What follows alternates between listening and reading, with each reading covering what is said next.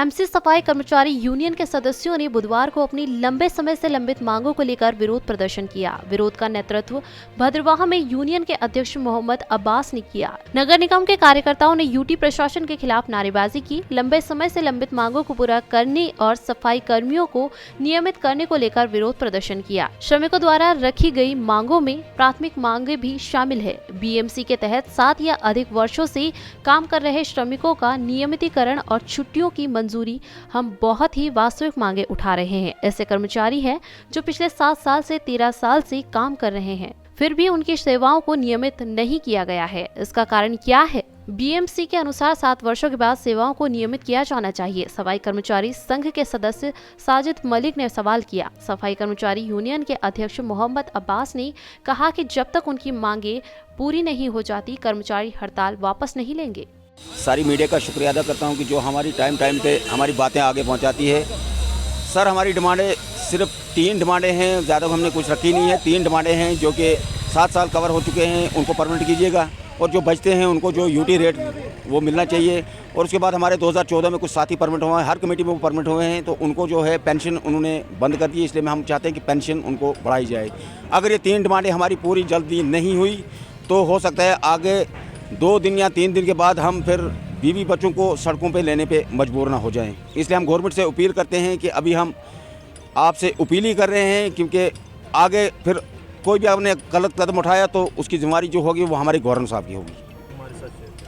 Sir, हमारी मांग है जो 7 साल कवर हो चुके हैं उनको परमानेंट की जाए, और जो बचते हैं उनको जो यूटी रेट मिल रहा है वो मिलना चाहिए। तो उसके बाद जो हमारी पेंशन है वो हमें मिलनी चाहिए, क्योंकि स्वीपर एक बहुत ही गरीब तबका है। ये यहाँ पे 60 साल लगाएगा, उसके बाद घर जाएगा तो लोगों के पत्थर उठा के फिर वो अपने बच्चों को पालेगा। ये गलत बात है, इसलिए हम गवर्नमेंट से अपील करते हैं कि उनकी पेंशन जो है वो लागू की जाए।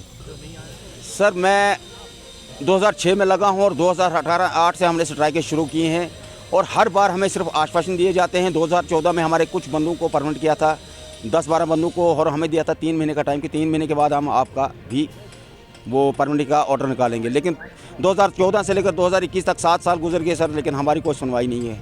और बहुत सी सरकारें आई, बहुत सी हमने देखी, लेकिन किसी सरकार ने हमारे लिए कुछ नहीं किया। जैसा कि आपको पता है, शुक्रिया सबसे पहले कि आप इधर कवर करने के लिए आए, कवरेज देने के लिए आए। जैसा कि हम पिछले 3-4 सालों से एक ही डिमांड कर रहे हैं कि जो यूनियन टेरिटरी ने जो एनहेंस की है, टाइम टू टाइम वो वेजेस को एनहेंस कर रहे हैं। हम शुक्रगुजार हैं उनके कि उन्होंने किया है, वो सिंपैथेटिक व्यू ले रहे हैं। मगर ये अफसोस की बात है कि जो हमारी स्टेट गवर्नमेंट है, एलजी एडमिनिस्ट्रेशन है, वो मिनिमम वेजेस को यहाँ लागू ही नहीं कर रही है। हम एलजी साहब से अपील करते हैं, मोदमाना हाथ जोड़ के अपील करते हैं कि जो सेंट्रल गवर्नमेंट ने जो मिनिमम वेजेस को एनहेंस किया, उसको लागू किया जाए यहाँ भी। और जिस तरह पास्ट में हमारी अर्बन लोकल बॉडीज़ के एम्प्लॉइज़ को 7 साल के बाद रेगुलराइज किया जाता था, उसी सेम पैटर्न पे आज भी हम चाहते हैं कि हमारी जो एलजी एडमिनिस्ट्रेशन है, उसी पैटर्न पे 7 साल के बाद जो भी एम्प्लॉइज़ जो कंटिन्यू सर्विस देता है उसको रेगुलराइज किया जाए।